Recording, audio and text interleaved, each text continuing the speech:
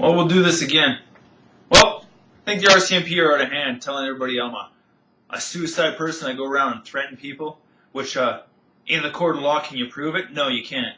I'll tell you what you do. It's part of your gang threats you're doing to me. Ever since you supposedly threw out the case for social services, I'm not suicidal. I'm not threatening anybody.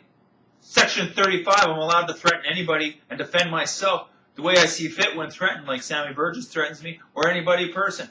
Even you, I'm allowed to threaten.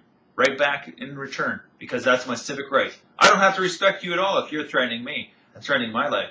You violated my human rights over and over and over again, and you still haven't equally protected me like you do to everybody else. You're discriminating, just no difference than Andrew S. versus the BC Law Society. You're discriminating. Period. You don't give a fucking shit about nothing.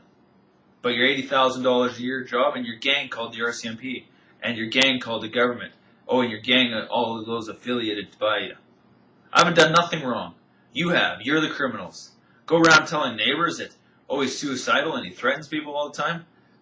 Whatever. Only person that's causing bullshit is you.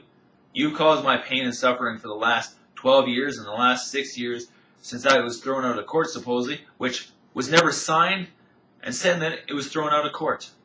So it's still in the courts.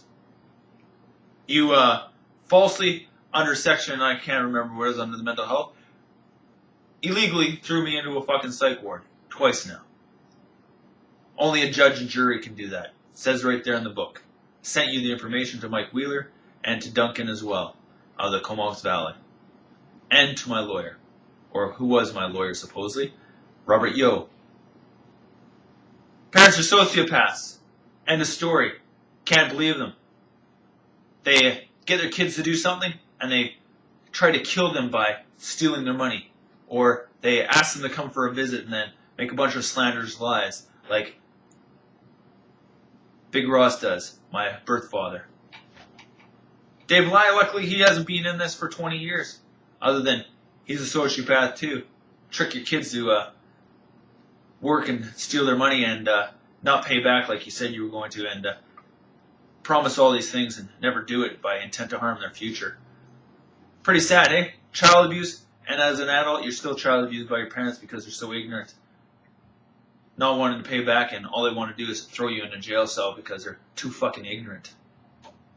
Think you're out of hand, RCMP. In the end, I'm not the one to lose my badges. That's a lot of people.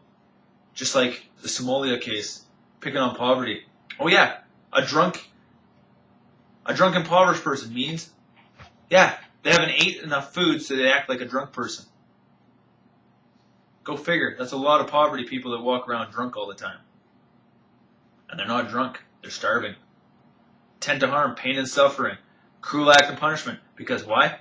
Oh, the mafia or the gangs are controlling everything, and we can't find jobs in this society because why?